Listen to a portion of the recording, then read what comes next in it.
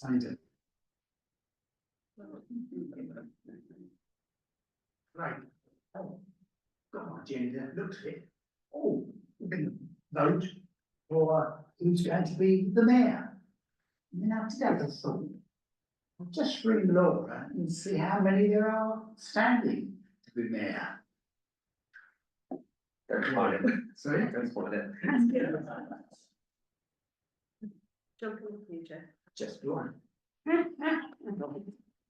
So, right, what? But are you do a vote for approval, or will you just say, yeah, okay, it's in? So that was my good idea to start. We could pay for all the people that want to be. We've been a really good fight. Hands up now. So it's easy to do. Fine, so let's just pray for other things. Let's pray. Heavenly Father, we just thank you that we can talk to you as our friend, the one who knows the most about us. And we pray for our meeting tonight, for the things that are straightforward and we want to acknowledge. We pray for the things that are more difficult and we have to discuss and bring our opinion and share with others. But we thank you, Lord, that over the last few years, very much this council has been a council. Now, Lord, I just pray that that will continue tonight and when Mark takes over in a few weeks' time. And so we bring all our prayers in the name of the Lord Jesus Christ. Amen. Amen. Thank you very much. I just want to thank Jeff for attending the civic service a couple Sundays ago. We had a good day, had some wise words there before we presented the ex mayors with their medals. So thank you for coming along. That was a great day for everyone who attended and great for Ilfracombe to show everybody our community. I think it went very well. And thank you to Laura for putting it together with her team. All right, we've got any apologies and reasons for absence? I think I've got apologies from councillors Perrin and Townsend. Okay. Do we have any declarations of interest? Okay. Okay. In connection with it, which item? Grant application. Okay. And then we've got chair's discretion. Any matters for chair's discretion? Okay. Now we've got a couple items which have been flagged up to go into part B. They are parts 18 and 19. So do we have a vote for moving those to part B? Which one, sorry? 18 and 19. Why 19? Because it contained, the information contains a report that you did in part B at previous full council meeting, so I thought it had sensitive information within it. So that report isn't part of it, is it?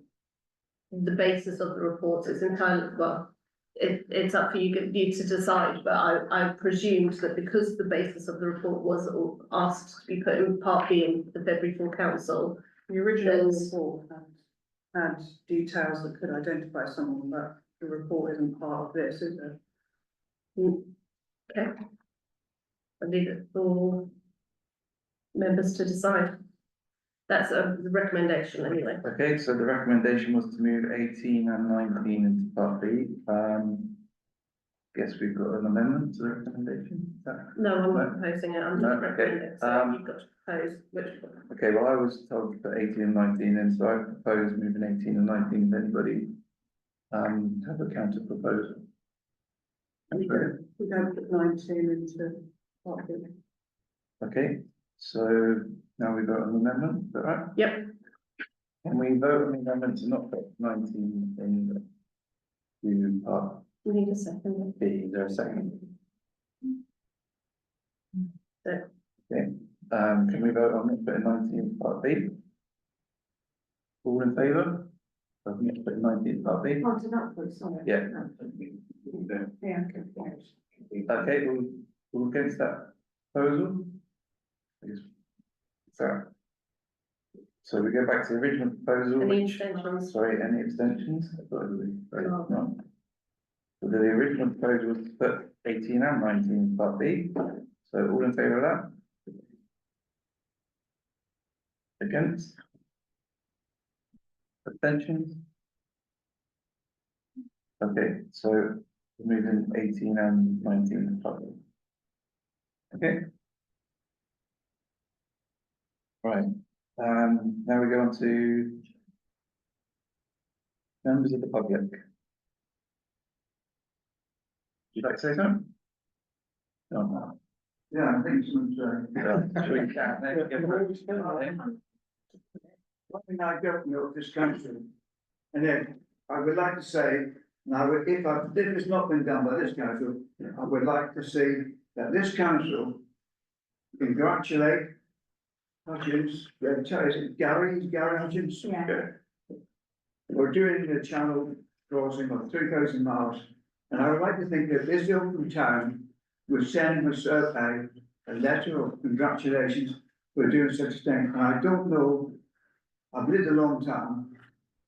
Now, I've never known anybody do it as yet, to cross the channel, rolling single-handed, so please let the council send him a letter representing Ilfracombe for what he has achieved, and it's a marvellous achievement for one man to row across, and he isn't a sailor really, so I'd like to see that. And the other small thing I would like to say, a little while ago, in the paper, you had a thing about the pier, saying what they're gonna do to the pier, and what would you like to do? Well, all I can say they've done, I did answer them. They went down and patched up as if they're gonna patch up the potholes in the ice field. And that's all they've done, so what are they gonna do to the pier? Because they had a load of lorries in it one day, and the people who could say what they like to have done. They couldn't have said they want to patch up big potholes, could they? And so can anybody answer that? Okay, anybody wanna? Yeah, you go on. On the pier one, something like 60% or 70% of the responses wanted the car park closed, which was too high a number to ignore, but it wasn't a popular decision amongst the officer classes in Barnstable to whip £180,000 or whatever away from their budget. So what's happening is, at the moment, it's been, as you quite rightly say, it's been tarted up, if you like, so there's else, you can't fall down as many holes anymore. They're going to change the way that the lines are painted so that it's easy to get round, but it remains as a car park at the moment. The only concession they've made at this point is the fact that they've made the means of renting bits of pier easier. So if you wanted to run a community event on part of the pier, for example, that should be a much more easy and streamlined process now. Dave there is giggling because we're trying to organise a soapbox derby on the other side of the harbour, and it seems that this new streamlined process hasn't got as far as the other side of the harbour. But so basically the public were asked what they want, and they gave the wrong answer. Norman, I think is probably the truth of it. So, but something will have to come of that because it was such a resounding. But what the outcome will be, I don't know. But that's what happened. It was genuinely was the wrong answer. Okay. Okay, right, any other members of the public would like to say anything? No, okay, okay, right, we'll move on to number 6. We've got the minutes of the full council meeting of the 10th of March, they've been circulated. Do we have anybody to propose another do? No, okay. That's I right. raised a point about. Yep. On 9.1, which is about minutes of the staffing meeting from February, I just wondered why in the staffing minutes from February I'm not named, but in the full council minutes I'm named. And if it was under part B, I wondered why I was named. I have no objection to being named, I just wondered about the discrepancy. I thought when it was held in part B, individuals weren't named. don't think we purposely go out of our way to make mistakes, but if we've made a mistake, I'm happy to alter or change, provided members are in agreement. And that can be said of the staffing minutes as well, because they've not been agreed as yet, so that we brought to staffing to add your name to them if you so require. Thank you. Okay, thank you. Anybody else got any comments on those minutes? No, do we have a proposal for them being a true record of the meeting? Councillor seconder. Yeah, Councillor Coulter, all in favour? Any abstentions? You can still, just for clarification, even if you aren't at a meeting, you can still vote for those minutes to be a true reflection, so. Yeah, okay. And, then we have, any matters arising from those minutes? Yes, I've got a couple of bits which I need to just point out, well, I don't think a couple, maybe one or two. So one of the items which did say in part, number 10, it was, highlighted that we would bring the voting in of new members to the subcommittee to the April full council. Well, it wasn't exactly the voting, it was to bring the subject back to full council, for review. And that was the exact wording, is that we bring it back to review and then decide whether we were going to vote in. I haven't brought it back as an action point. The reason being is that only 1 out of 3 subcommittees have actually finished their terms of reference. So you would be voting for members to be part of something that hasn't been completed. You will be voting for terms of reference and for all committee members as of May anyway, as part of the process, which you do annually every single year. So that will definitely 100% be done and dusted and ready to go for May. So that is one item that I can is an update on that. I think everything in the agreed actions has been informed or done, and I'm hoping that most of the bits I will be bringing up as part of my report are along the lines anyway.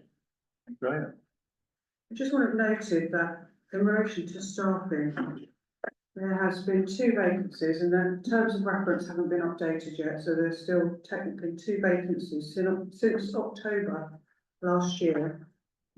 And there seems to be put in place barrier after barrier for people putting themselves forward. And so, you know, we had this, we're waiting until elections that are waiting to be co-option, and then we'll move it to April, and now it's terms of reference. And to me, that is an opportunity that is being denied to councillors, and in particular, female councillors, to put themselves forward for a committee which is made up of men, but which considers issues which specifically affect women. So I just want to make that point. Okay, thank you. Any other questions for Laura on those minutes? No? Okay, thank you. Now we get to number 7, is minutes of the planning committee. Councillor Williams to report. Thank you, Mr. Chairman. I'd like to bring before you the minutes of the planning committee, planning and environmental committee meeting held on Monday the 17th of March. I'm sure members have read through. Obviously, there was quite a few applications which we gave due consideration to. Can I just update members on the application under item 11? As I'm sure you are all aware, this licence did not go ahead. The applicant withdrew, much to the surprise, but obviously they went to a SAG meeting and quite a few obstacles were put in their way, I understand. So the decision was made to withdraw the application, and we've got quite a few happy residents who are pleased with the general outcome. As I say, I was going to take it out further, but there's nothing else to take up. Thank you. Okay, thank you for those, they're noted. Any actions apart from you just updated, no? Any questions for? Yes. Williams, the one for Women's Rugby Club. Yeah, as I say, Yeah. sorry, I didn't make it clear, I do It wasn't apologise. the rugby club. just- Yeah, this was the one for It was a the rugby club. outdoor event, it was a course of 3 days. Okay. Yeah, thank you. Now we go to 8, we've got the F and GP meeting, councillor Newland. Yeah, I present the minutes of the Finance and General Purpose meeting held on Monday the 24th of March. The minutes are as read, and there is one action which is on the agenda here, 8.1A, regarding the grants. Okay, thank you. So you should all, sorry, you're right, Chair, can I carry on? So you should all have had the grants application sent through, which has been recommended from Finance and General Purposes Committee for approval. It was an Excel spreadsheet, looks somewhat like that, which has got all the listed organisations on there. It's the F&GP and the grants working group have managed to bring it slightly under budget, so we've got £1,000 left out of that 25,000 grants. But it needs to be proposed and approved by full council if everyone is happy with it. So. Okay, so we've had the grant proposal. Can we have a proposal? So can I just say, I probably should abstain because one is currently memorial hold and I'm on the whole committee, so. Yeah. I think if we had every single member around this table abstain, we wouldn't have anyone. Okay. You've all got a declaration of interest within this particular list. Yeah, okay. Any seconders? Seconded. All in favour of the grants as they stand? Thank you. Anyone against? Abstentions? Thank you. Well done to the grants committee for your efforts and thank you very much for putting those together and hopefully that will go to good causes around town, so thank you. Okay. Any other questions on the FGP meeting? Councillor here? No? Okay, thank you, Councillor Newland. I'll go to number 9, minutes of the staffing committee, 17th of March, Councillor Payne to the report. Yeah, the minutes have been circulated. The main bulk of work for that meeting was completing our terms of reference, which have been done and been distributed, but they'll be adopted next month with your approval. The other point of note, and it doesn't appear as a proposal on the minutes. No, I realised I've messed it off, but because we have the updates, you can put it forward. There was one request for a member of the facilities team that's trying to take his driving test. It would be a benefit to the facilities team if he had a driving licence. The request was, do we want to pay for it or some of it? We felt that was a step too far. We felt a reasonable compromise was to give 5 hours of paid leave for lessons or testing. So give an incentive to pass the test, we will benefit. So, but to do that, I need to bring it to council and I need to get approved. So I'm going to propose that we give a bunch of 5 hours of paid leave for lessons or testing. Do I get a second then? In favour? Any objections? Or extensions? Okay. Any other questions for Chair or staff on those minutes? No, okay, thank you, Councillor Blake. On 10 are minutes of the devolution and local government reorganisation meeting. We note and approve the recommendations, 25th of March 25. Councillor Brown. The only major part of this really, I think you'll find that there's a document in there attached to your minutes, which are your agendas, which contains the terms of reference, which we thrashed out over a couple of hours, and I think they're a wonderful document, and I'd like to propose that we adopt those as our terms of reference. Do I have a second? Happy to second. Have you read them? Are you all in favour? 3, 2, 1, go. Yes. Thank you. Any abstentions? Any objections? No, okay, so that's new terms of reference for our very long named new group that we have about devolution, so thank you.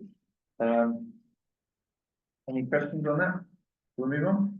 You can pick up the, Well, I can do that under my report. Okay. Right. Up to 11 now, we've got, move on to nominations for election of mayor of Ilfracombe and to elect the mayor to serve from the date in May, the annual meeting, which is hereby agreed, and where a nomination is received to elect the deputy. So we've had one nomination for mayor-elect, and we've had one nomination for deputy mayor-elect. Mayor-elect nomination is for Mark Fay, who's been proposed by councillor Gear and seconded by councillor Turton. If everyone is, I have no other, unless anyone else was going to throw their name in the ring, but you did have a deadline to get back to me. If everyone is in agreement. Okay, all in favour of that? There we go. The deputy mayor, oh, sorry, Any abstentions? oh, sorry. Okay. Anyone against? Okay, the nomination for the deputy mayor elect is for councillor June Williams, proposed by councillor Mark Fay and seconded by councillor Gear. Yeah. Anybody else want to put the name in a hat? No? Okay, so all in favour of that? Anyone against? Any abstentions? Okay. There we go. Okay, right. Against, we've got an exception. Okay. Congratulations, both of you. What was your fault now? So, right. No, thank you very much. That's They'll good take news. up, they'll That take will up be position, Next meeting, isn't it? Yeah. beginning of Alright. May. Right. Off to 12, report from proper officer.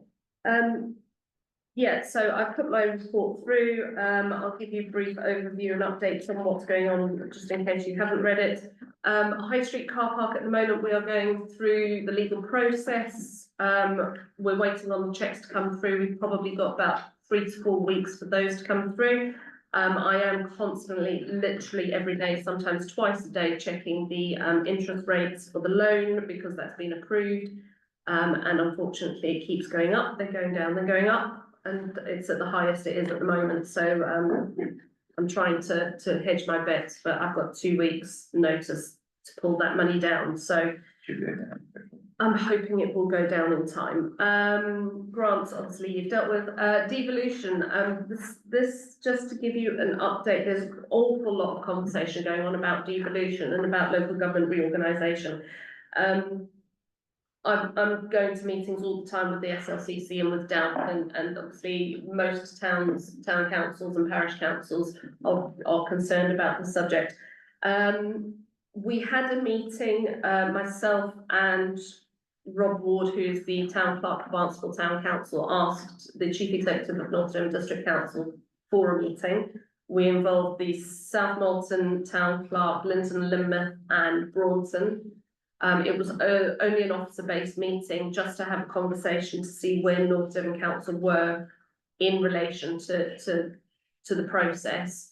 Having had a conversation, just from my perspective, the only reason that we're having it is from a logistical perspective and to get our point across is the fact that if this was to happen and we were going to have assets devolved down to us, what we don't want to have happen is all of them land on our doorstep all at the same time and us having to then try and scrabble around to find staff or to and to avoid shutting things down. And also if there is likely to be any precept increase because of any assets coming down, what we don't want to have happen is like it has done in Somerset and historically in other places, going from a set precept which has been maintained to an extortionately high one. That's not something that we want to do. So we're looking at it from a logistical perspective and no other perspective. But at the moment, there is nothing really forthcoming from North Devon Council at this point. It was all explained in the meeting, it was all discussed, but even though we put our point across, it's not like at that meeting we suddenly got offered the swimming pool or anything else. So obviously it's opened up the conversations at least. So we're moving with that. Councillor Crabbe. Well, if you finish. Well, I've got the rest of my report, but you can. Okay. I'm concerned about this, and if I give you an example of my concern about this, at the moment, North Devon is £6 million in debt. Which, there are other debts, but I mean, they're linked to green lanes and this, that, and so I mean, their core debt, is 6 million. And East Devon, for example, is £85 million in debt. Now, if we are just, I mean, I'm giving that as an example. Let's just say, for example, this devolution plan, if this 145 is going forward, we will be joined with East Devon. So in North Devon, we have had, in some places, poor services or costs have been cut and one thing or another to try and shrink the budget. And this, East Devon, let's have a new road, let's go and treat ourselves. So if we join with them tomorrow, we would be paying for half of their new roads, their new roundabouts, their nice flower beds. We'd be paying for half of that. This sounds like madness, but to me, it's the only way that you can get this fair. North Devon needs to give stuff away. North Devon needs to get itself in debt per head. It needs to be roughly £85 million not per head. Obviously, that would be quite. But if you do not do that, we are going to be picking up the bill for someone else's largesse. So. Now, I understand from what Laura says, when we've had these meetings, it's like, oh, you can have a swimming bath, which costs money, you can have a park, that costs money, can we have a car park? No. Well, no, we need this, because if otherwise, people go to we're going to end up permanently with crap services and no money. So this is an opportunity now, because North Devon Council is not going to exist in April 27th, 2 years' time, something like that. 2 years' time.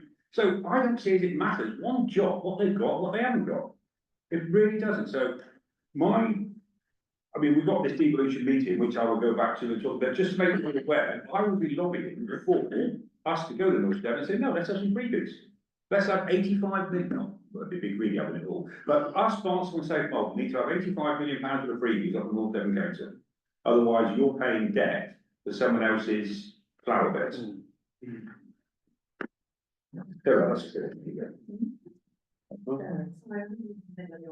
Okay. While it's in my mind, the points related to what Paul said is that my understanding is that North Devon Council have not fixed on 145, although it's their recommended position. But everything's got to be costed out as much as we can afford to pay for the data to buy it. That's right. So we haven't 100% fixed on this arrangement. Not all of us in the council, all persuasions are favourable to 145. It's the one that we should just cut out as and sorry for everybody when I'm saying 145 because it's like that. I know it is.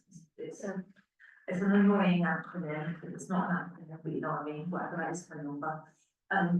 Yeah, so it's not a fixed decision, and we have very little information. We've got no information to go on at North Devon District.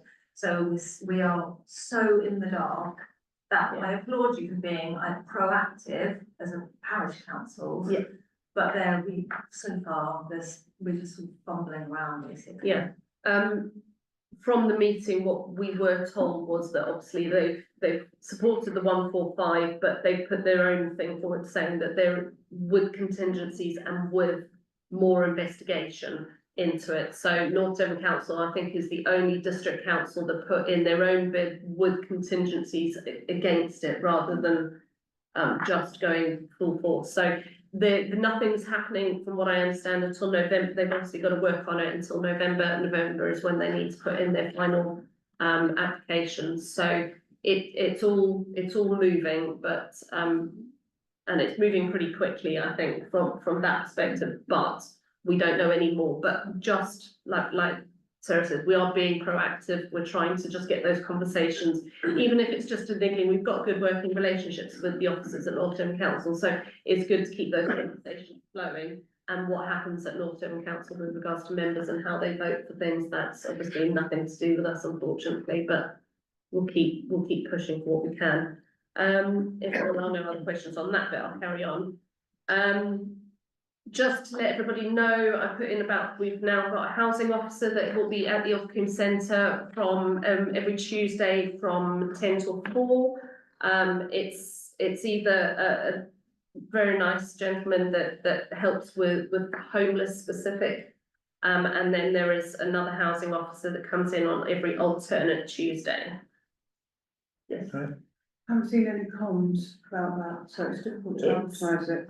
Because they've literally only been in for about a week, so we didn't want to jump the gun and start advertising it straight off the bat. They need to be, at least be here for a few weeks to see how it goes. We need to know then whether it's appointment, drop-in, things like that. Well, that's what we're trying to establish, but that's through North Devon Council, so as soon as they're ready to put the communications in place, we will do the same and we'll push it out. But I think we need to just give them a little bit of breathing space, which is what they've asked for, to get established, and once they're established, obviously, then it is on an appointment and it is on a drop-in basis as well, so it's not just one or the other, but that's how they're managing it, is down to them. So we've just offered them the space, and obviously they've got the staff that come in, and they've got security that come in as well, so come in via our reception.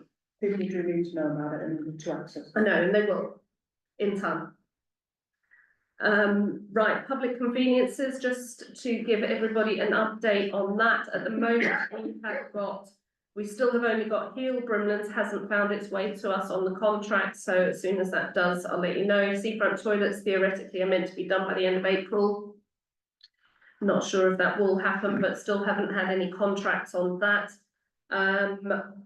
The toilet doors for the seafront ones, I've had a communication from them, so they're obviously wanting us to sign up to get that contract, even though I haven't actually had a physical handover contract. So if nothing else, I'll be making money on toilet doors and not paying for anything else. So, you know, I'm not going to complain if North Devon Council are a little bit slow on that front.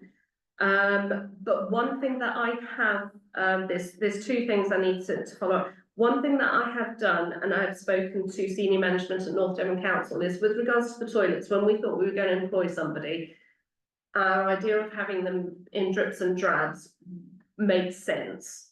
But now that we've decided that we're going with a contractor, it doesn't make sense, because it means that we're having to get somebody in, and they can't fulfill the full contract, so they don't really want to get out bid for a pro rata fee necessarily if I took their contract. So what we're going to do is we'll keep the paperwork going, but when we take the handover, we will take the handover of all the remaining toilets all on the same day, and the subcontractor will take them on at that time as well. So dates to be confirmed, obviously, but logistically that just makes more sense. In the interim, however, I would like to recommend to council that we do get said contractor in from the 1st of May. They have sent us a cost of £20 a day to clean the Heel Bay toilets. And once we get Brimlands and Seafront, that would increase to £30 a day. It takes the pressure off of my team for having to do it every single day of the week. It is still under budget, because if we worked it out, I've actually worked it out, just got to find it, if you bear with me. So I worked out the contracted cost, if we took it 365 days, was £65.98 a day for all 6 toilets.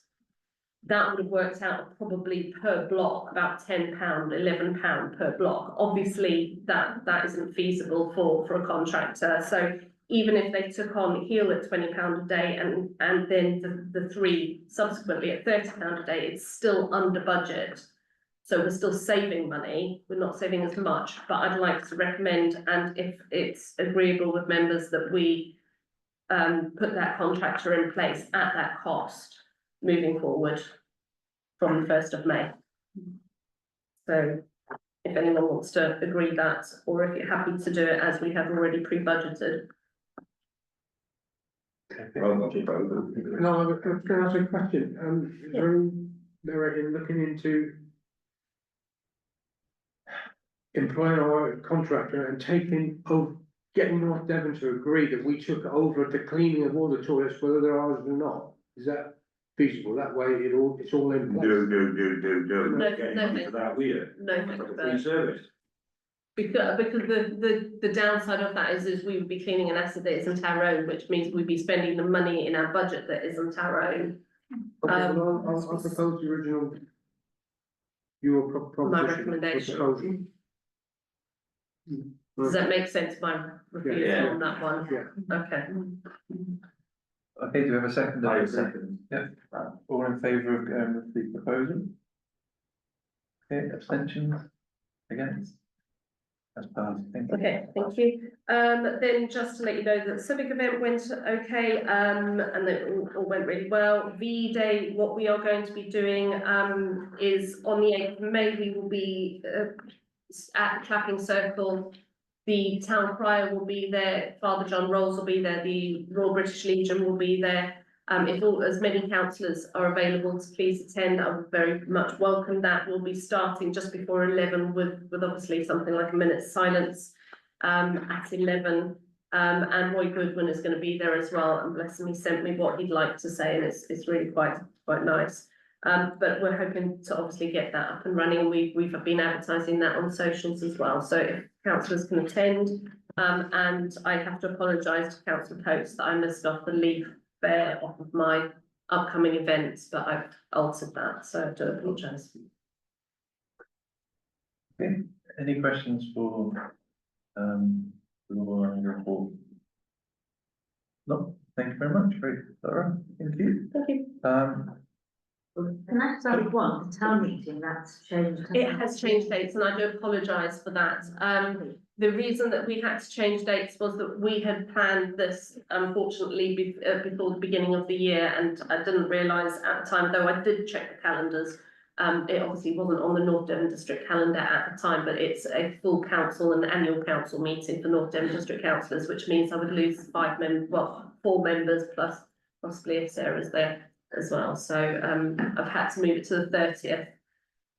So it's just 1 week later. So if everyone could just circulate that, please. We're trying to get it out on socials as much as we can, and I'm really sorry about that. Wouldn't normally move it if I didn't have to. Thought you moved it because it's my birthday, but No, sorry. I've got to get to catch this. No, I put it in because it was your birthday. It's on the 30th. It's on the 30th of April for the town meeting, Okay, and that'll be at the Lantern at 7 o'clock.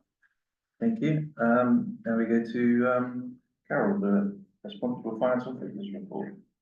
So you should have received my report, and just to say some good news on the accounting side, in that we have a remaining budget of £10,000 at the end of the year. That includes the transfers out to the specified reserves that were agreed right back in at the beginning of the year.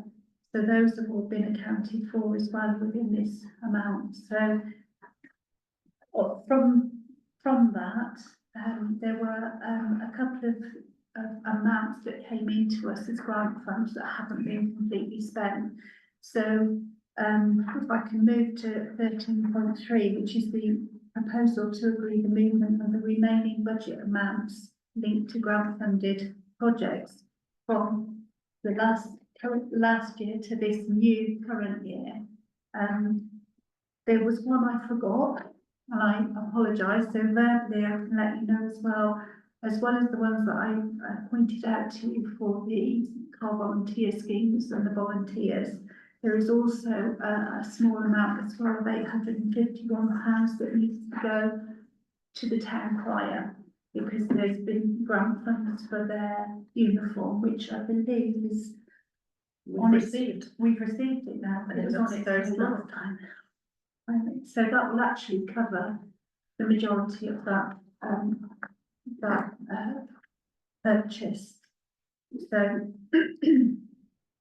if I could have a proposal then to move the amount of £2,484.69 into the new budget year for those grant funded projects. Second. Yeah, all in favour? Thank you. Yes, ma'am. I go back now to agree the invoices for payment. I've got no addendum tonight. Partly because the few I had can go on to FNGP, they are very small. So it's really an agreement to pay those invoices that are listed. I'm Is there happy any- to any- propose them. Anyone second them? All in favour? Yep, thank you. As part of that, you'll see that there's £44,000 basically to pay out before the end of April. Because I have not yet received precept and it's always late in coming, I've made a proposal to transfer the 25,000 that we have as a backstop in the commercial call, which into our business account. I did mention this at FNGP, but I've now put the proposal that we move that 25,000 tomorrow. So that it covers, basically, it's going to cover all our business rent agreements that we have to pay. They'll go as direct debits at sometime tomorrow. So if I can get it in, it'll cover it. Happy to propose moving 25 grand to cover the bills until we get the money in. And then I'll. All in favour? do that. Thank you. The preparation of the year end, just to let you know, is well underway. The accountant is coming to see me on the 22nd of April, so that will be the final sign off of their bit, the external, our internal auditing, should I say. And then it will go off to the external auditor, PKL, by the end of May. Okay. And apart from that, it's just bits and pieces carrying on as normal. Okay, any questions for Carol? No, thank you very much. Well done. Well, welcome, okay, thank you very much. Over to our program manager, sorry, Steve.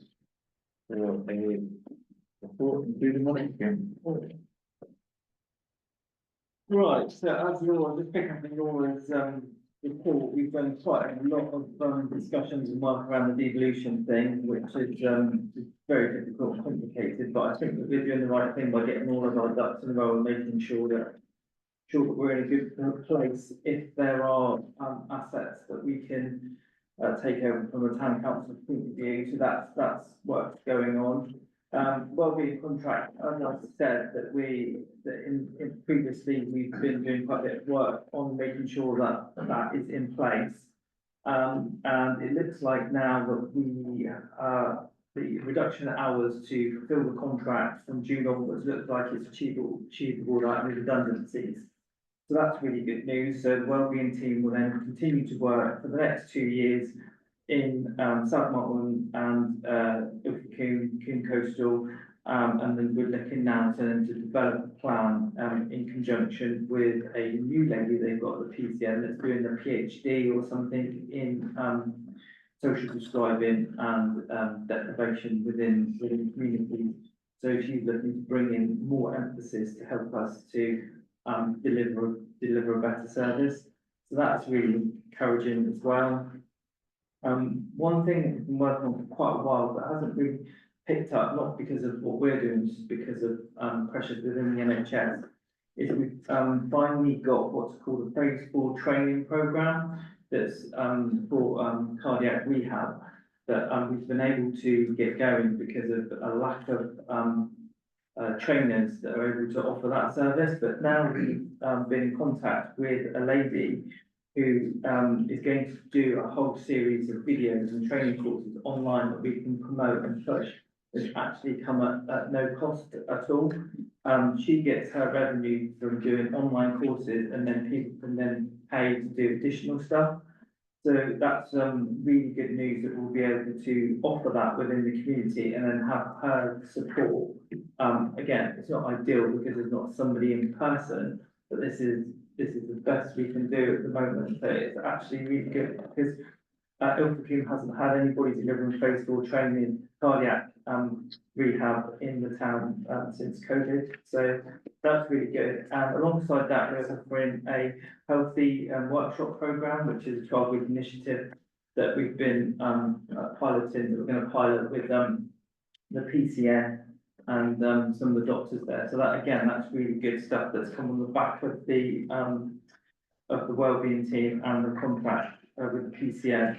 One other thing I think it's really good to know is that Charmaine and Neil secured, first of all, they secured 15,000 for the Into the Blue project, and now secured a further £3,000 to deliver the Into the Blue project that's going to be starting on the 22nd of April, and will be doing a whole range of activities, basically in water sports.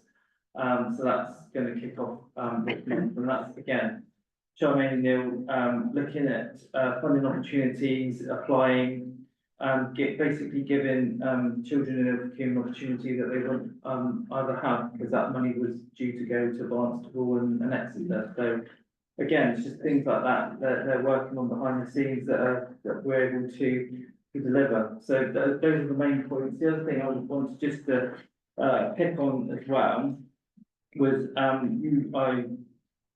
got the proposed budget for one Ilfracombe that is not finalised yet, but it's I just wanted to go through for this meeting, and in future meetings I'll then present a financial outline, so every month you'll be able to see what's sort of going in and out of the one Ilfracombe accounts. But it's just important to note that at the end of the year we've got 87,000 in the bank. We're due another sort of 12,000 from our PCN contract that comes into the bank. So overall, we'll have about 100,000 in the bank as the income, and then the expenditure is fairly standard. The majority of the money will go into the community developer salaries that were fixed in for 2 years, and that's a match funded with the volunteering group in NDVS. That's it, NDVS. So that's a joint project with them. So that's the majority of that money, but you'll see there's pots of money that we've allocated for things like the community development project, we've got cancer care project, we've got the cardiac project, we've obviously got into the blue pools. There's also a fat club. There's other bits and pieces that we're doing. We've also got the core funding, which makes it sustainable. There's probably going to be other money coming in for One Northern Devon support, but that goes up in salary, so it's just in and out. So, and exactly the same as the Poverty Truth Commission, there's another sort of 32,000 to come in, but again, that's offset against their project. But overall, again, looking very good for next year. And we've got some carryover, which I expect will be slightly more than that by the time we've been improved in our accounting. But so all looking good. Well done, that's good news. Thank you. Is the Into the Blue the same as the previous version, or is it going to? No, it's a different version. Yeah. Whereas Into the Blue beforehand was basically a fire station, and it was quite heavy fire and police orientated. This is much more about the water sports side of things and utilising the water sports facility. Okay. And again, it's because of COVID and the bits and pieces that happened, the fire stations just completely shut down, and I think the police station is not in a fit state to do anything there, so we've moved it to the water sports. Well, I mean, it was a great project originally, so hopefully looks good to benefit. Thank you. Well, any questions for Steve before we put that down? Councillor Wilson? About the Poverty Truth Commission, are there going to be regular updates?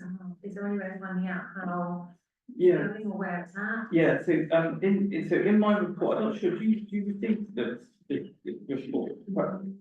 No, it doesn't.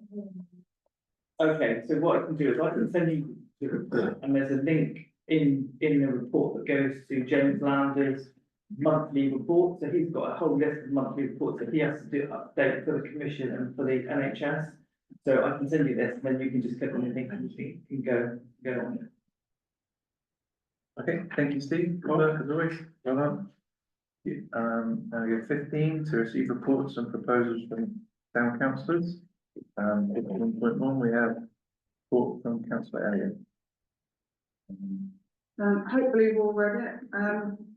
It'll be no surprise to you, I'm sure you'll glaze over. For 6 years I've been trying to encourage more diversity on the council and more participation by the public. So I was gratified to attend a webinar by NALC and the local government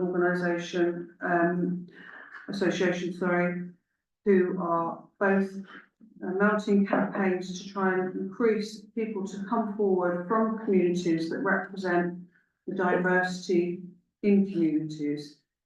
And the reason for that is that councils that represent the community as a whole and those groups within it, those diversities within it, are stronger because they represent the viewpoints of those people and their lived experience. But also when you're assessing the need of your community and you're making decisions, you need to know and talk to those groups. And having councillors that represent those groups makes you stronger, makes your decision making stronger, makes you more accountable, more transparent. But it also encourages other people to come forward and either become councillors themselves or to participate in initiatives you put forward because they see people like themselves. So we're talking women, and we've only got 3 on the council. We're talking younger people, we're talking people from different ethnic minorities, people with lived experience of poverty. And if I could just use one example, when we did the budget, it was quite hard for me to get my head around some of the figures and trying to get information.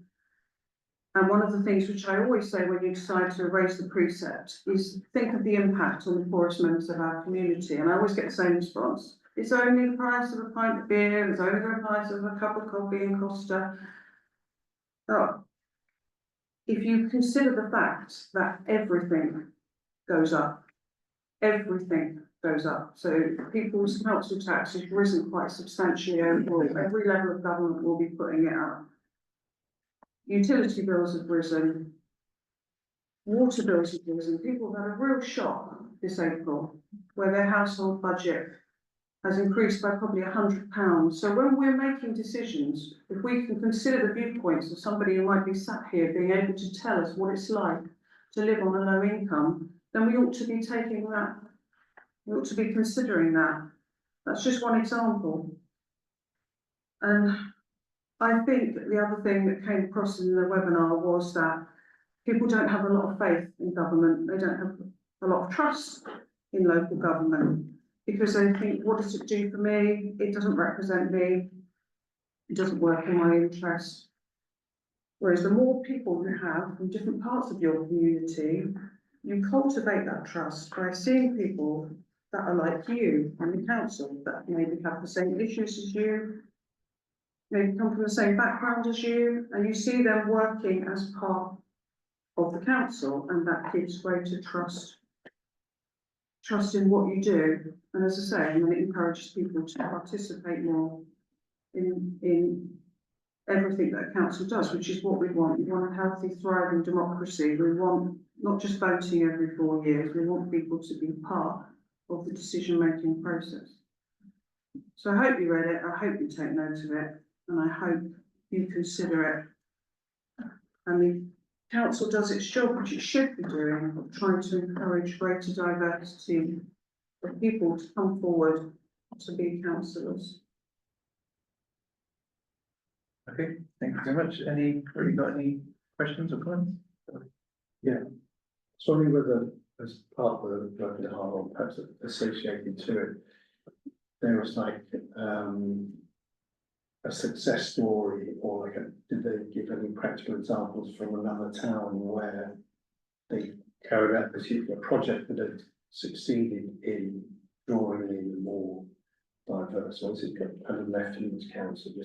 Yes, they did have somebody speaking in the webinar who's a councillor in part of London where they'd purposely tried to encourage greater diversity. It's a multi-ethnic community and it's poor part of London. And they did various initiatives by working with some of the groups in town that represented those communities to try and encourage people to come forward. And they've gone from having low numbers coming forward to be councillors to actually healthy, thriving fully full council, but also, they've been doing some great work with the community, which has had a lot of support. And that's what we want, isn't it? It's not just us sitting in here every Monday with virtually nobody attending. We want to reach out to our community and we want them to be part. Otherwise, how do we know that whatever we're doing is meeting the needs of the people we serve? So Terry, I understand everything you're saying, but did they identify what the barriers are for people that you're describing not coming forward and what they've actually done in these areas to overcome the barriers? So some of it is really simple. It's how you reach out to the community. It's how you change how you communicate with them. It's not making an assumption, you just put something on social media and that's it. The biggest barriers that people report, people not coming forward, is that they think it's got nothing to do with them. They can't relate to it. They don't think that it's working for them. They can't see the interest in it. And the fact that they don't see anybody like themselves on it. Did they not mention maybe financial barriers? Because obviously we're all volunteers.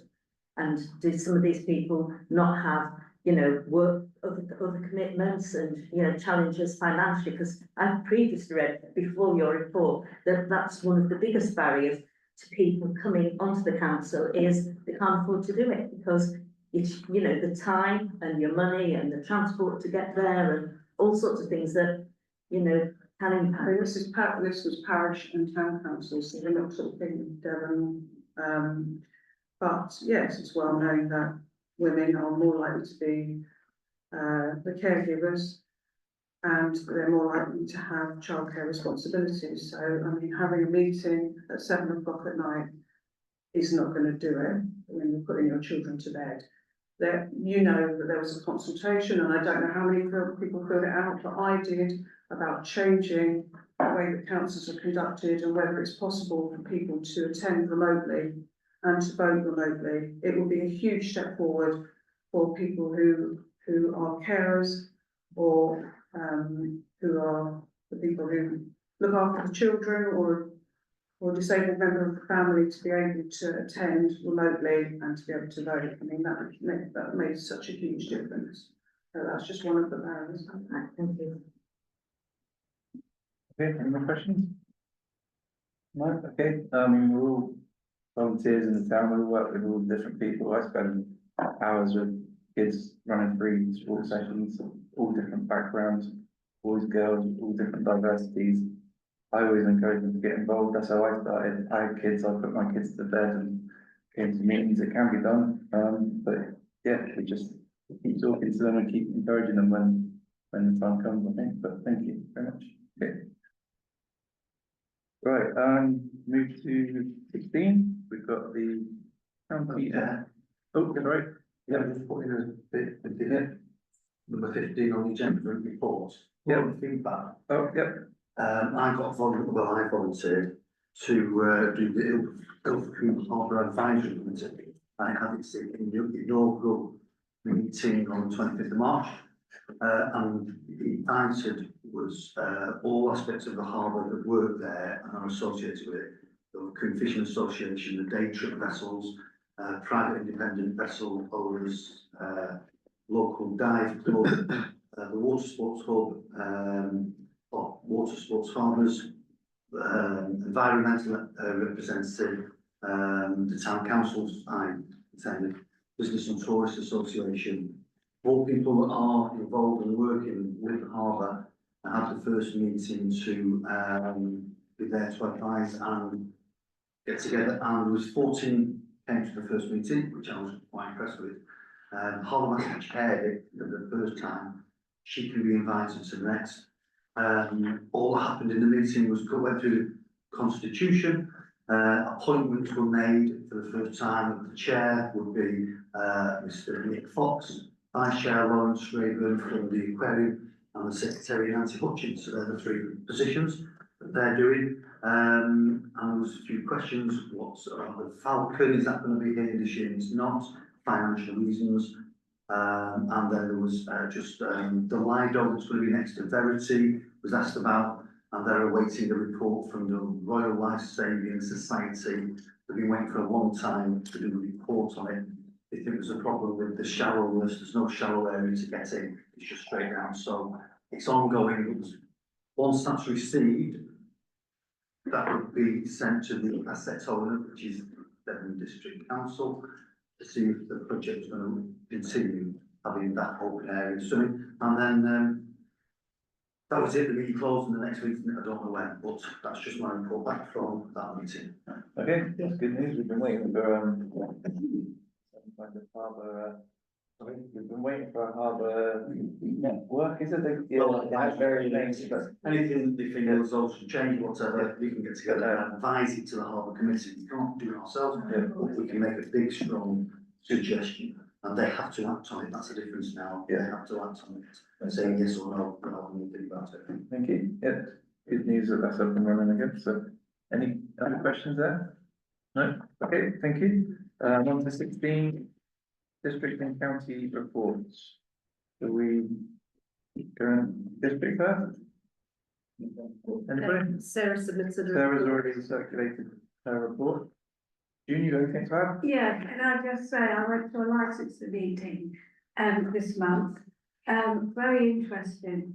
There is talk, and I hasten to say it's only talk, on possibly increasing the legislation with regards to tobacco and vape establishments. The officer wasn't sure of the position, but she thinks that possibly there might be licensing implications. So I just thought members should be aware of this. As I say, like I said, it's only talk, so please don't, just make it general knowledge, but this is something that might affect us as planning, and that's, so I thought I'd just report on it. And we also had a discussion with regard to the removal of some taxi ranks. Didn't really affect Ilfracombe to any great extent. Obviously they will be circulated in due course. The consultation did take place with taxi people. I think we had about 7 replies in all, which was quite low. A couple of them said that they didn't use a taxi rank, so it didn't affect them. But obviously these will be advertised, so I just thought members should know. It's mainly Woolacombe, Thornton, and obviously Barnstable. All right, so yeah, just to update members. Thank you. Okay, can I just pick up on that circuit taxi? It's a little bit disappointing, not your fault, Jim, at all. That James Bench, who is the county officer that deals with parking and WO lines and that sort of like, he has supposedly been working with your committee for years to swap round the taxi rank outside Wetherspoon, so that the taxis appear at the front door and the parking goes round the side. And this will mean that if you drive down to your breakfast in a solid grey transit van, you won't be blocking the view out the street. It should be parked around the back. So the fact that you say this is Woolacombe and Braunton, I'm very disappointed. I think there was talk about that, but that's being advertised, isn't it? But on the meeting, I'm aware that's going to happen. Oh, quite a bit, Yeah, but Once you we know- advertise it, Not very supportive. Yeah, I have my say in the there was meeting. two, was it, Ilfracombe? One was Two Millhead, was going to be restated Yeah, properly is yeah. outside Sandpiper, yeah, and Millhead, and Millhead's going to move, change, that's coming out and going in front of Witherspoons, yeah, so that it's no longer a danger coming down. yeah, to visibility, yeah. so yeah, I should Yeah. have made that clear, Sorry, I do apologise. and there's going to be sign changes, that we don't stop him rather than no waiting, so no one can stop him now, Yeah. or we'll get a ticket. Yeah. Sorry, councillor Grab, I do apologise. Do I have to? Okay, is that cleared up? After that parking. He is, yeah. Okay, Exactly that. any other questions on reports? You've got councillor Crab's report. Yeah, I'll have to do that one next. Okay, Councillor Elliott? Yep. Could I ask a question to Sarah on Councillor Wilson on her report? Yep. You mentioned nature recovery and the hope of managing to get more wild spaces and wildflower spaces. There is a bit of resistance from certain parts of the community to having wild spaces around Ilfracombe. And I wonder, was there any talk of how you could persuade people of their worth and to encourage people to come on board with that? Well, in my report, the points that I put were that, I don't know if this is what you're referring to, where it's the wardens that are working in Timbridge District Council. So I don't know if I can just summarise, because I don't know if everybody saw my report because I sent it late. But I went a whole day of the local nature recovery strategy, which every county council's got to have by law. And Devon County are about to produce this, so it's going to go out to public consultation, and this was a roundup prior to that to get some additional input. And it mainly wasn't council actually, it was a lot of NGOs and national trusts and DEFRA and things. But they had some case studies of what was going on and had some awards for what's going on in Devon. And a council, in fact, was awarded, they have a council basically, and council award category. And they went through these categories for different things, and they also highlighted Teambridge District Council, which has a scheme where they have a wildlife warden in each one of their individual parish councils, which seemed a really great idea, because it's volunteer led. And what's happening is each of the parishes is taking on something that they want to do, so it's not a top-down thing, although we know that having great biodiversity is great. I think when it's locally owned, it's much better when people want to do it and get a local person that wants to do it. It's owned by the community, and then it's not going to have so much resistance. So not everybody was doing increased wildflower meadows in their parishes. Some people were doing hedgehog studies, and some people were planting trees and laying hedges. So yeah, that I found quite inspiring to have something like that in North Devon District as a partner project with parishes that might want to come on board having a wildlife warden, including council, for example, here. So yeah, I don't know if that answers your question, but Yeah, can you pass on details of that, specific the wildlife warden? yeah. Thank you.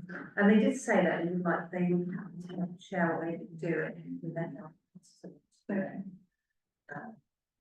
Yeah. Okay.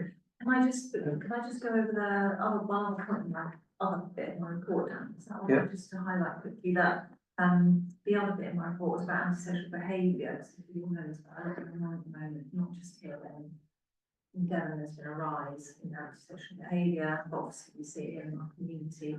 So because I'm a peace councillor advocate, there was a whole day's, well, not quite a day, it felt like a day, 3 or 4 hours of online training, and it was really, really good and very in-depth.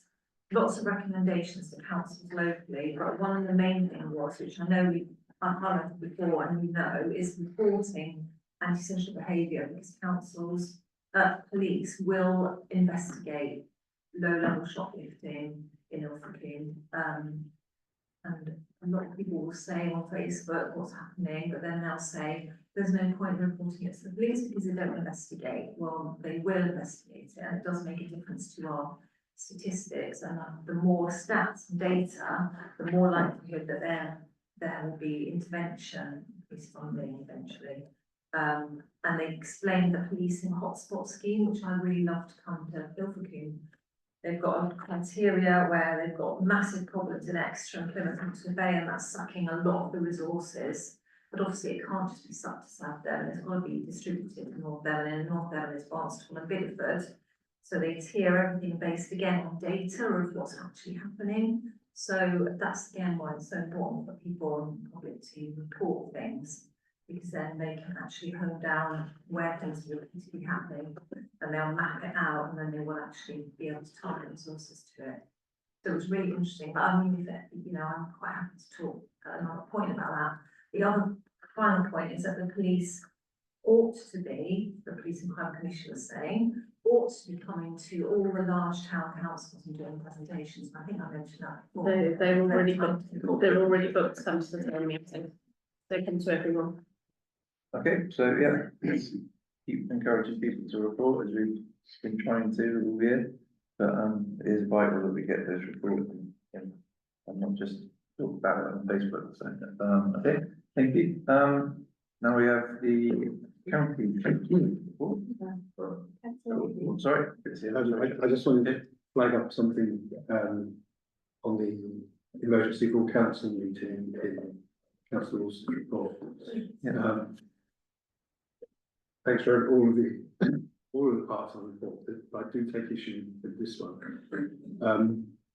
Obviously, there's absolutely nothing wrong with having a different point of view to a different group and voicing that. That's the role of the councillor. But I think from this point, from my point of view, we should, when there's a disagreement and you have two sides to an argument, two sides to an action, we should have both sides. So I think it's fine for you to give your version of what should happen.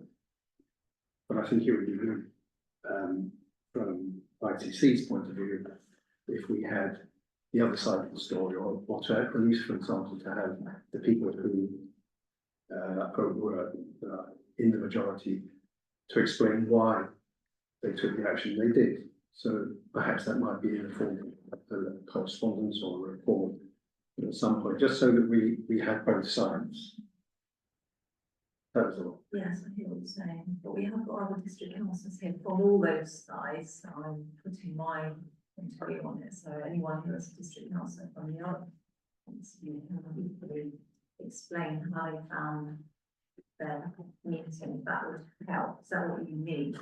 Yeah, so to know before, we only got one, if we'd had another point of view, we knew what was coming, we could have asked for, council, either the council to just try and give an explanation or a reason for why a particular decision was taken. Okay. Is this? It's under the 145 in the devolution. I'm desperately trying to get it out, but I mean, it's not the ideal time to think of speaking out, but it's.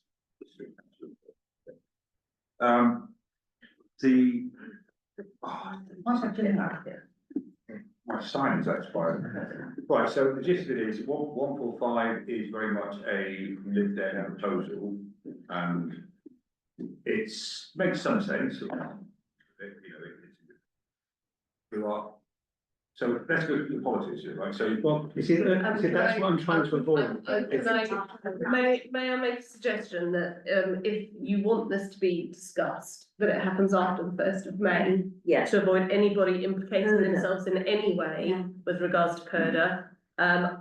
Politics is not for town council, but we can bring it back after the elections, because I just think it's just too dangerous a ground for anyone to be putting their political views across at this meeting. No, I completely agree. That's fine, I haven't mentioned any parties, it's about two people have a disagreement, we get the votion from one person, and the other person. Or maybe if we can bring it back to the May, if you want. the May meeting, if that's possible, between district councils, if you want to put your point of views across at that point, that I would appreciate that.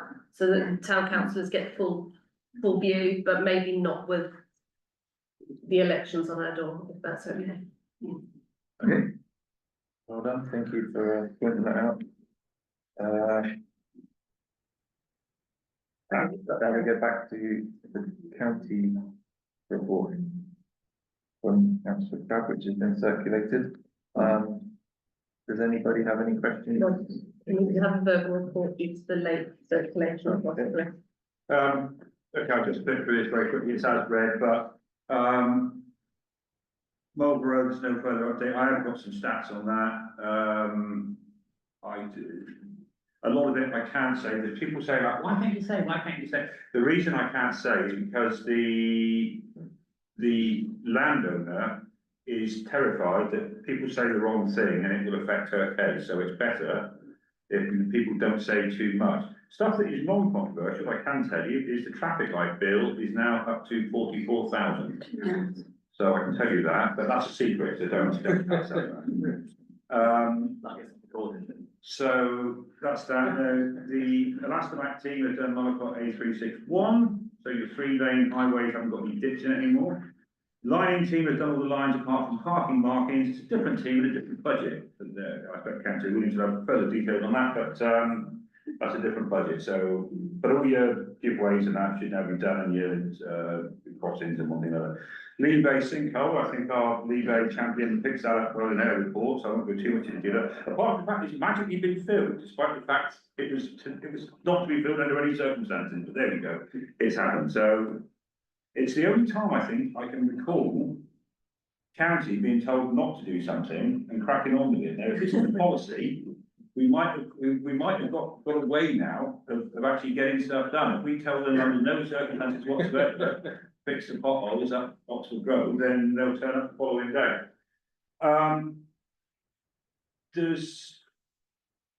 There's more wash-up stuff going on now in county, obviously, because everyone's desperate to try and get stuff through before the 1st of May. So there's lots of policies being written and going out. So there's concerns about children transition from care to adult social care, NEETs, which is not an education, employment or training, Declaration of Liberty. There's millions spent on this, and it's a posh way of saying how do you take someone away for their own benefit, basically. And there's not enough money to do it. There's not enough facilities to do it, but there are now. I think there was before this month there was £1.5 million of extra money put into it, and then this month another 500k has been put into it. Possibly because they were panicking when they looked at the stats. Someone apparently been waiting for 6 years, but it turns out I think that they left the county, so and no one struck them off the list. Dementia's a nightmare, and that's I expect Dan to know more about that, but that's going to go through the roof very quickly, and it's enormously expensive to look after anyone with dementia, so that will probably come into a budget near you shortly. Two hospital talks are ongoing. No, I don't know. I've not heard you don't want anything to update on it. Nothing's happened with updates from the meetings. So, the League of Friends met with, Chris Tideman, who's the Deputy Chief Exec of RDUH, and, had quite a forthright discussion about the fact that we have huge health inequality in Ilfracombe, and we don't believe that we've got services to meet those needs. Ilfracombe is always caught in this trap that we're actually too small to draw down the same services as elsewhere. So it wasn't a very hopeful talk about returning the minor injuries full-time to the Tyrrell. They recognise that what is happening at the moment is not good enough, in that it's not sustainable, it's fragmented, etc. But the hopes of getting a minor injuries back as we know it 7 days a week at the Tyrrell looks very unlikely. But they do recognise the need for modernisation of what we've got at the Tyrrell to have better clinics and services to meet the needs of our population. So the audit, if you like, of minor injury services throughout Devon has been carried out, but we haven't yet had a response as to what we can expect. I'm sure you all saw the map that Councillor Crabb kindly provided to Gloria Satchwell, where you've got one half of Devon with the hospital minor injuries units and another 10 community hospitals with minor injuries units, 5 to 7 days a week, sometimes 8 till 8, but all 8 till 6. Then you've got the other half of Devon with North Devon District Hospital and one community hospital minor injuries, just 2 days a week and operated by paramedics and not the health service. We are an outlier in so many different ways. So I understand the first care have lost the contract over July of this year. What's going to replace it? They haven't as yet. They don't think they have. Well, what happens is it's always to the wire. Gloria and I at one point sat in a meeting where the contract was finishing 5 p.m. that night. This was a couple of them, and at the last minute they renewed the contract. The first response, their problem is that they wish they could do more in the minor injuries, for example, suturing and other procedures which which needs to happen in minor injuries, because it's not a minor injury service technically without those things. But they're not going to invest in training their staff if every 6 months they don't know whether the contract's going to continue. So that's where we're in agreement at least with the healthcare trusts and the ICB that there needs to be a sustained and understandable service, because what happens at the moment is patients fall through the cracks. They don't know where to go, they don't know what's on offer, they go to the wrong place, or they don't go anywhere at all. That's not good enough, not when we've got massive health inequality. We need a sustainable service here, and that's what we're all pitching to get, that's understandable to the public, and they know where to go. Monday to Friday, they're meant to go to Coombe Coastal, but obviously it's not a walk-in, yeah? Not tried it. Monday to Friday. Appointments, yeah, I tried it just to Yeah, see how it worked. Exactly, it doesn't work, because it's not walk-in, and the thing that, you know, minor injuries by the very definition are a walk-in service. So if you've got something that's by appointment and they can't see you that day and you've got a minor injury, that's not a minor injury service, so that's not working. Yeah, it's not working. But so to pick on, firstly, I have been told the contract is terminated. They've circulated that throughout and withdrawn. The thing on my emails, it agrees with what Terry's saying. It says something like currently the contractors, actually the contract was supposed to finish before now, but it says it has been extended to July 25, and so and so is extended to September something or other. But that's not you. No, there's something else that's extended to September. But as you say, it doesn't say and that's it. It just says has been extended to July 25. And senior management is concerned, it's gone. But we had that before. We even bought the chocolates and everything when they were leaving the flowers, and then they all say goodbye to us from then at the wire. They extended it. That's fine. But who knows, you're identifying what the problem is. But it doesn't have them in their plan. It doesn't have them in their plan, it doesn't help the public, because I get contacted all the time from people messaging me, is it open, I've got this, I've got that, I don't know where to go. That's not good enough. It needs to be understandable and it needs to be permanent. That's part of the reason it's not used very well. Exactly. Thank you. Devolution, we covered that. Budget updates, that's all done now. That's been agreed. Most of it's tight around the edges, apart from the usual suspects of children's service and adult social care, gone through the roof with inflation busting rises of between 8 and 10%. I did report that you was going to get an extra 65 million into the highways. It turns out I was looking, but I was lying like a cheap Japanese watch. But in actual fact, 50 million of that has already been incorporated, so your extras are £12 million extra. So that's just like a tidying up exercise there. So hopefully that'll be spent well. That's it. I think any further questions? I'd say that there's a load of stuff that's doing where they're tidying stuff up and trying to do policies, but I mean, there's literally acres of it. But you know, no one's trying to strangle babies. It's all quite sensible stuff, you know, and putting ducks in a row and putting things in place. So there we are. Any questions? Okay. I want to ask about Marlborough Road, because you were saying, I think you were saying no one can really like put any pressure on because of the situation of the negotiation, but. No, I can say, so just to correct that, right, I am in frequent dialogue with their county council litigation team. And also I'm in frequent conversation with the chief solicitor of the county council. But their replies are becoming, they used to reply, and they're replying less so now. And I think that's because not the nature of the emails, because I am capable of writing one, it's just you lot I write nasty, but because I'm asking questions which would clearly benefit the landowner, I think the answers are less.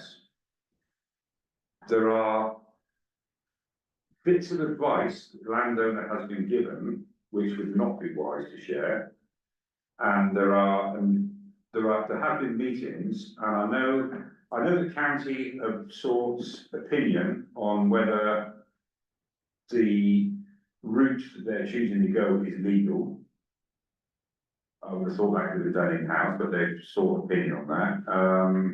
I find the fact that they're still going at it, clearly means that what they're doing is legal. Doesn't it say right?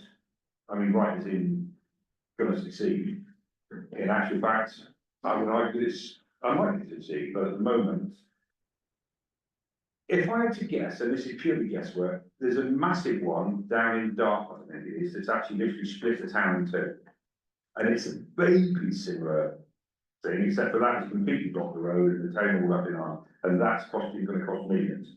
And I guess that they are, this up here is about £150,000, yeah, plus traffic lights, you can see now. The one in Dartford, I think, is about 10 times that, and I guess, this is me guessing, that they're worried that if they buckle at Ilfracombe, they'll end up picking up a £1.5 million bill in South Devon. That is speculation, I'll give you that, but that would explain their action. But at the minute, to actually spend, they're sort I don't know what sort of, that's gonna be £5 with bikes, Greg, isn't that the thing? The guess from the dark report. If you, sorry, with you now, sorry, if you seek advice from a barrister, you know, on something like that, it's gonna be thousands, isn't it? £5. So you've got 44 grand of traffic lights and rising, you've got all this time that's gone into it. So I suspect if it was all on a spreadsheet, up to 70, 80 grand, and they still haven't made a decision whether they're gonna do anything to the wall. So if they're throwing that much money at it, it's nonsense in my view, but they're obviously scared of something, which is why I think that this. The reason why I raised it again is the thing is that I think all the time this is causing more and more bad feeling in the town. And I was not saying how much pressure can be put to bring it to a quick resolution, is what I asked that question. You can't put any really, Because it's legal. people are not able to distinguish between, you know, as you know, town, district and county, and to them it doesn't matter, they just want it cleared out away, and they're really some people are getting really angry about it, and, you know, they're embarrassed about it for the town, all the emotions you can imagine, because we all live here as well, and, you know, to just let it, I'm not saying it's just been left, but to just let it take its course like this, all that time, people are becoming more and more disaffected with what's going on. I mean, we can't do any more than what we've done, it's a legal dispute, the loser of the legal dispute puts the bill. We can't make that legal dispute quicker, no matter how much I know how many emails he sent, and how many phone calls he made, there's nothing we can do, it's at the hands of the barristers, the hands of the insurance company. The only thing that hasn't happened, which I was promised, that didn't happen, that I promised would happen, is that the highways department are going to go and put the stones in part of that side and get rid of the mud, so that the road could reopen. That hasn't happened, and that would have been put on a separate spreadsheet, and whoever lost would pick up the bill for that.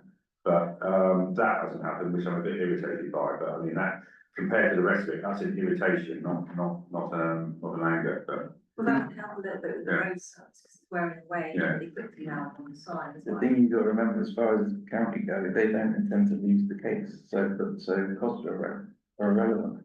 In their eyes, if they win, it's not going to matter. So they'll keep fighting. There is. Why didn't they just fix it, knowing that eventually they're gonna get their money back? That's a legal thing, isn't it? It's, you know, but yeah, again, we get the same question every week, and everybody is trying to promise that they're going to fix it, and nobody can. It's illegal. I think in fairness, the reform candidate's going to do it, so. Sorry. Yeah. Okay, but we will keep chasing, keep following up. I'm sure Paul will keep updating us, and hopefully we'll get solved soon, but it's not a lack of trying, I think. Councillor Hogan? Yeah, it's just a question on the dementia strategy that you mentioned. It's just a simple question. Do you think there might be any funding, because our town strategy includes trying to make Yeah, I think a dementia friendly town? Yeah. And I just wanted to in this that we can latch on to. Yes, I'm sure there will be. I don't think we'll get rich on it, but I mean, anything we can lever in. I mean, the trick with this is, it's draft strategy at the moment. I mean, I should have done it. If I forward it round, have a read, and what you'd have to do, you'd have to you can't, it's difficult to change that. What you can do is teach what you're doing so that it fits a block in that jigsaw sort of thing, isn't it? That's the trick of the game, isn't it? But I'll get you a copy of that and then, you know, discuss. But it's, as you know, or probably know, I know it's going to become massive. And it's possibly because we keep eating McDonald's burgers, but other burgers are available. But if size matters, apparently. There you go. We were a dementia friendly town before. Yeah. My wife managed to get us recognised. So yeah, I mean, it's something we can look at doing again. Bit of work to do, but yeah, I'm sure we can put it on the plan somewhere and see what we can do again. I can't do it, I'm looked at laptops we've got in my hand. Any more questions on reports? No? Okay, thank you, everybody. Now we've got the youth champion report from Councillor Williams. Thank you. Thanks, councillors. I hope you have time to read my report, because it's getting late, and I'm going to vast detail, but I will highlight that. I think it was very much an eye-opening experience visiting junior school. This town is lucky to have such passionate school, full of passionate teachers. The head teacher there, Jodie, amazed me with his enthusiasm, his love for the kids. It was amazing to see. Kids were happy there, kids were enjoying education. It's funny because I went there 20 years ago. Some of the teachers are still the same, not many. But the statistics of that school amazed me. 35% of the kids being on SEND, above national average. They had a mental health support unit in that school, and I was in tears nearly when we got told that kids come to this unit and talk about committing suicide. And I was amazed because when I was that young, it was never even in my brain to think about that kind of topic, but to hear kids going through that now. We don't hear it enough actually. We hear about teenagers and adults having that mindset. I've never heard it about junior school kids. I think it was eye-opening. Report has a lot of information. I encourage you to read it. I do want to praise this school for what they do to our youth of the town. It's good to see passionate education still in the town. Further on to my report, I am due to do the meeting in May, sorry. I have also inquired about taking up the college on their offer of a visitation to see. Since I did post on my Facebook about visiting the junior school, I have had some parents reach out to me with some concerns. I will try to address some of those, or get some more information on some of those when I visit the college. But yeah, this school is so amazing. So thank you. Thank you very much. Any questions?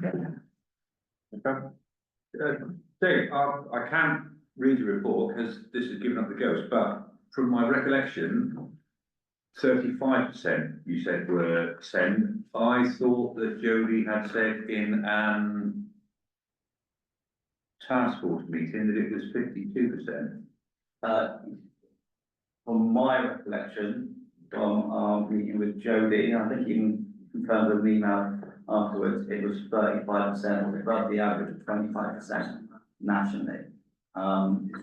He also said for 34% eligible for school meals, but not everyone actually takes that. I can re-clarify if you wish when I thought. No, it's fine. It's just it's worth noting that there are schools in Exeter where 1.5% of students send. And I said, you did that's a task force thing. I'm sure it's going to go to 50. Who's saying it's not special? Yeah, I know we've got extremely high proportion compared to the rest of the county. Okay, we'll chase it up in the task force meeting. That's all right. One thing I will add, sorry, I did mention that before, the support this school offers to kids who are being kicked out of education, their other schools, was a complete shock. I didn't know this kind of thing happened. And they had 8 kids coming in from other areas, one being Frampton, coming all the way to Ilfracombe every day to do education. What I think is mind-boggling.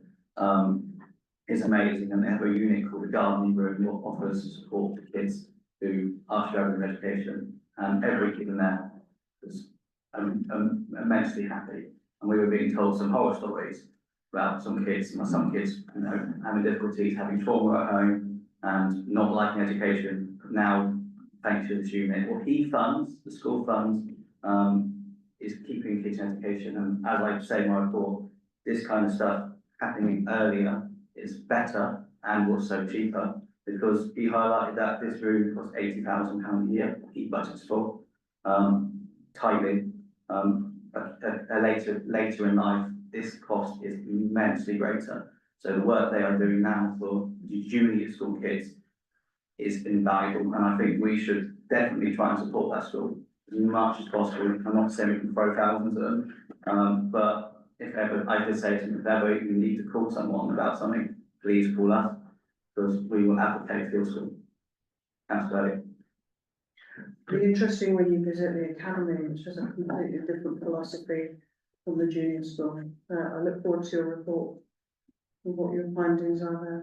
I sent well echo that. I'm very interested in seeing how the academy are different. I'm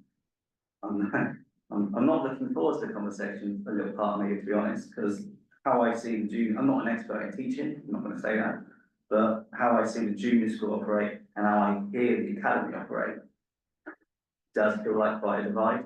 I did ask the head teacher how is integrating with other schools. He said there's room for improvement. You can translate that however you want, but I will submit a report to council upon my visit. I would be interested to see what they say. Obviously, I've had parents approach me, so I've had one side of the story, and look forward to hearing the other. Thank you. We look forward to seeing how it progresses. It's to allay some of your concerns. It's worth noting, and I'm sure Steve, that Joey actually sits on the task force as well. So in terms of finding resource, he is very well plugged in. You know, so and like you say, his budget will be millions. You know, I mean, if he was % sure, it would bankrupt this country. But I mean, he is plugged in with the right people, and he does attend the right meetings. He's part of one Northern Devon you mentioned about help, but I believe it's not sure. I believe thanks to us. But we trained him, we told him to do it. Thank you. Councillor Coates. Yeah, Yep. okay. Well, first of all, I'd like to say a week is a long time in politics. But 2 or 3 days is a very long time in the Lee at the moment. So on the report, last week, when it went in on Wednesday morning, talking about the hotel site development, latest there is, since then, they've given a temporary road, an access road, because their vehicles just couldn't get round with the sinkhole. So there's currently a temporary access road, which we're all hoping is going to remain through the build, and we're hoping that it will take all the pressure off the road at the bay.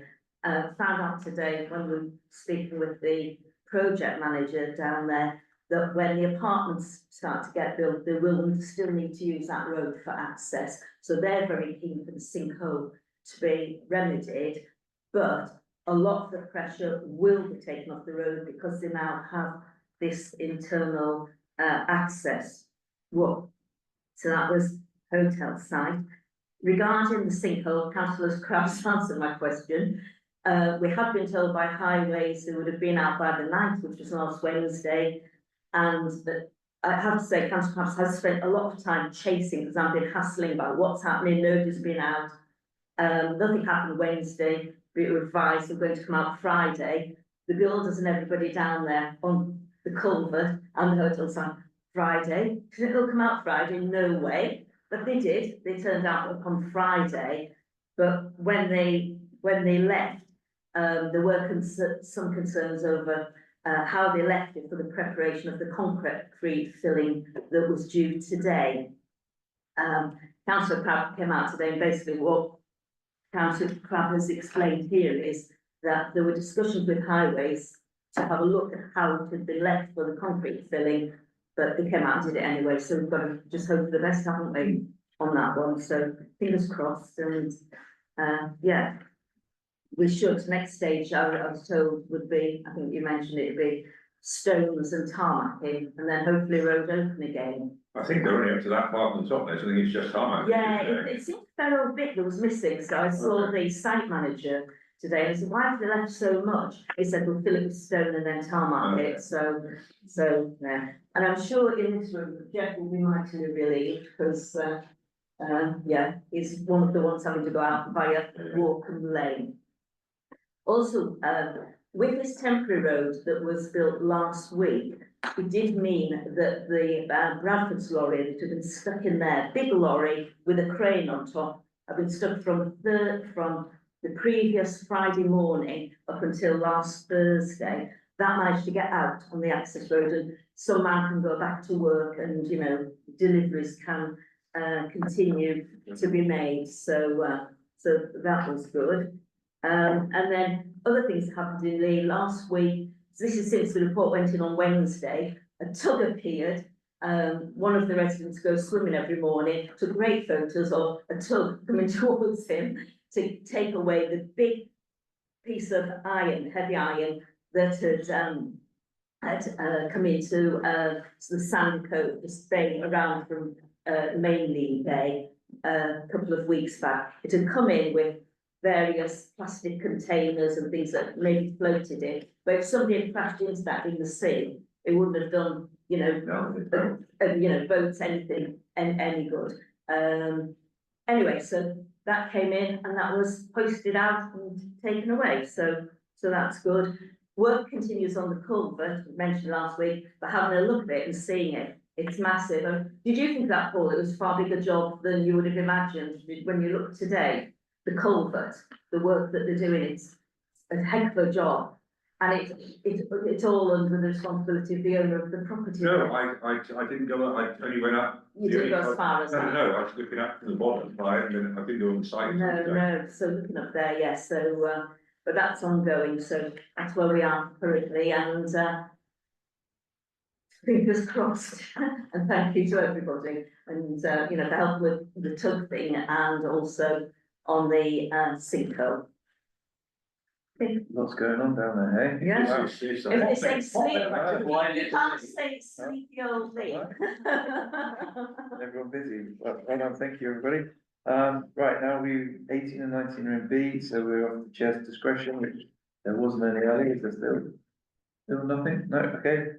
Now we've got, the greening actions from the meeting. I think no, we'll minute any particular actions. Okay, in that case, we take a vote to move into part B. Everybody in favour? Need to propose a second. I propose, yeah, in favour, and we close part A. Thank you for coming. And do we want to keep staying meeting? Notice the public needs to leave, I'm afraid. With Councillor Wilson, I'm afraid. Thank you very much, guys.